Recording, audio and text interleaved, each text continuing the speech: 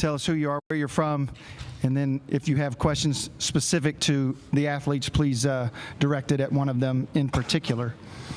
And when we get started, we'll have Coach Dutcher give us an opening remark from tonight's game, and then we'll take questions for all of the guys up here on the dais.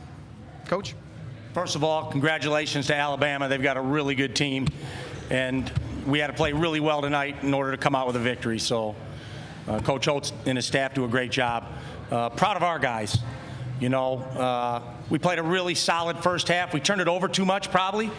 It felt like we turned it over 80 times. It was only 5 times in the first half, but it seems like both defenses were controlling the tempo of the game. Nothing was easy. And to our credit, when they came out energized the second half, they built a lead. We took a timeout, I think, right by the 12-minute mark, and then Darion came out of the timeout and hit a 3 and a 2, and he kind of changed the momentum.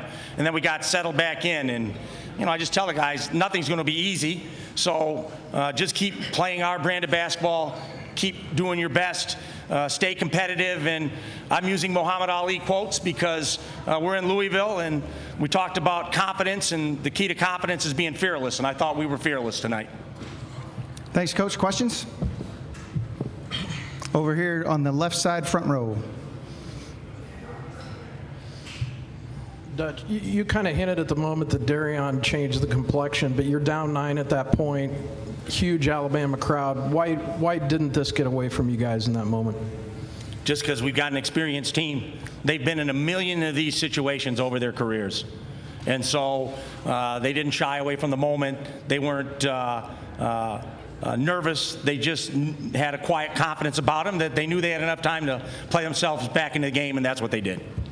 What does it mean to be somewhere not only that this program has never been, but the entire conference has never been? We recruit, and we say our goal is to win a national championship, so we can't act surprised when we get an opportunity to advance to the Final Four. That's what we tell them when we recruit them. And it's just not words to get them to come here. It's words we believe in. So that's why we celebrated, but we're not going to over-celebrate. There's another step to be had. This is not the end of the journey. This is the next step, and we're waiting to take it. Next question is still in front, then we'll go to the back. Kashad, you took on Brandon Miller most of the game tonight. You know, he had 6 turnovers. What worked for you in forcing him to get uncomfortable out there tonight? Credit to him, first of all. He played good all season. We know he's a lottery pick, and he's a talented player, but with guys like that, you just got to try to contain them. Like, we know they're going to hit shots. We know they're going to make things happen. You just got to try your best to make everything tough as possible, and that's all I did. I just gave 110 maximum effort, and credit to my teammates also. So when I switched off of them, they also did a great job with making things hard on them too. So it's just an all-around team effort. It's not just myself. It's the team effort. Left side in the back, and then we'll come over to the right. Yeah, this is for Darion. You have obviously had nights where you scored like this before, but obviously not on this stage. How much of this was opportunity that you found in their defense? How much of it was you had to do it because of the way things were going and Matt struggling? How much was you just feel it? I think it's more of a feeling. I feel like throughout the whole week, I've been prepping for them. I knew what kind of coverage they were in as far as ball screens, and that's something I was working on all week. And I mean, at this point in the year, you kind of just have to have that confidence that you're going to knock those shots down that you've been working on. All right, right side here, third row, second row.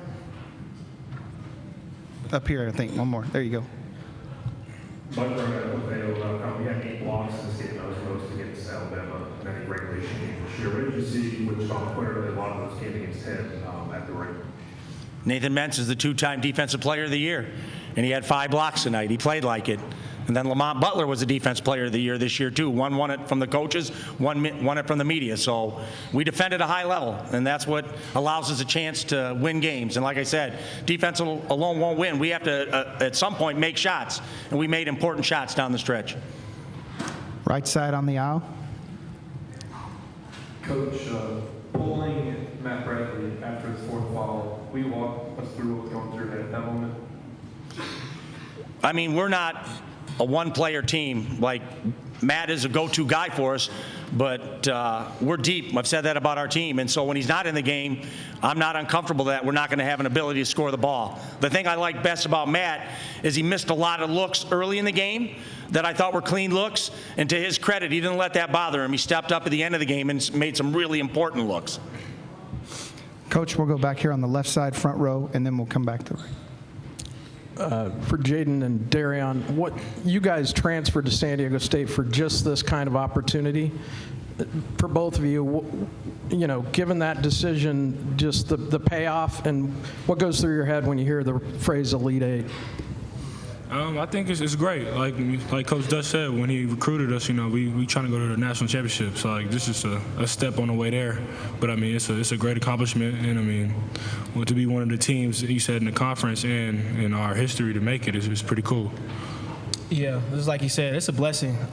Coming here, this is all we really talked about is win the conference championship, win the conference, and then the conference tournament, and then making a deep run in March. So, it's just a blessing to be here, and it feels good to see that our hard work is paying off.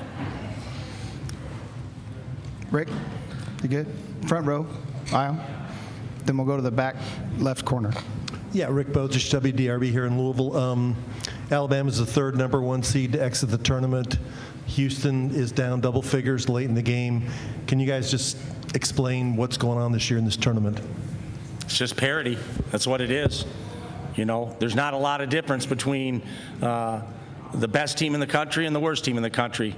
And you're seeing that on this stage. Everybody's good. Anybody in our conference could have beat us this year. We had 1,000 close games, but we found a way to win them. And so I guess the difference between being on the top and being on the bottom is finding a way to win a close game.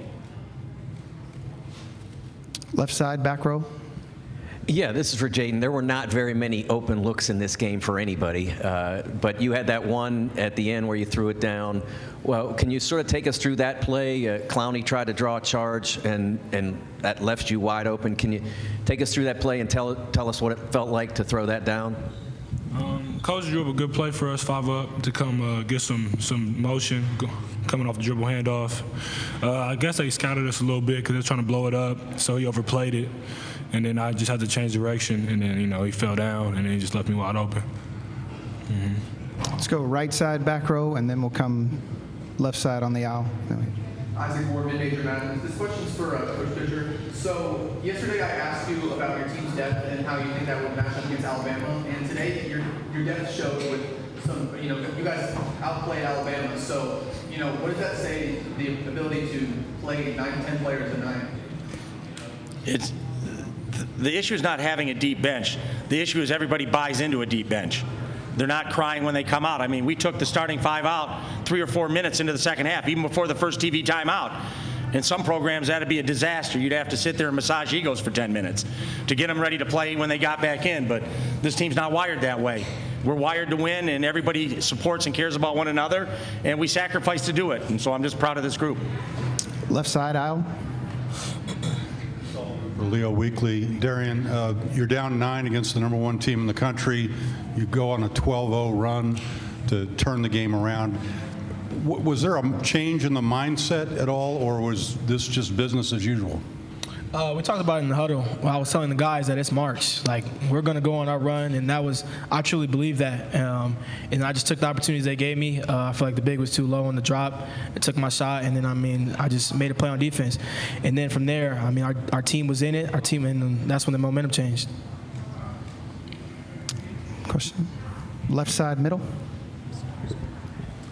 Mark Ziegler, San Diego Union Tribune. If all 3 of you players could answer this, all season, from the beginning of the season, you said we're making a deep run in March. A couple of you said Final Four. Some of you said national championship. Do you think anybody outside your team believed you? And why were you saying that back then? From the jump, we knew how talented our team was at every position. Like Coach Dutch said, we all deep, but with the glory of God, we all stay together. And it's not really about who else believe in us. It's about us being able to believe ourselves, and believe that we could really do it. And that's what it's showing today. Yeah, just echoing what Keyshawn said. Nobody ever believes when you set big goals. We believe, and that's why we're in this position that we are in now, and we're gonna just keep pushing. It's believing.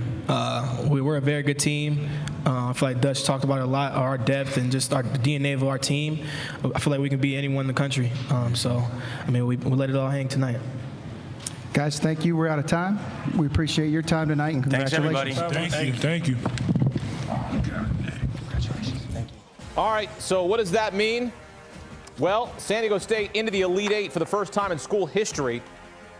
And with Houston about to lose in Kansas City, that means this is the first Elite Eight without any #1 seeds. First time ever. No #1 seeds in the Elite Eight. Who's elite? We're about to find out. Do you want a sports network that delivers everything that matters about the game? The highlights, the picks, the instant analysis, no yelling, no fake debates, no politics. Hit the subscribe button and never miss a moment.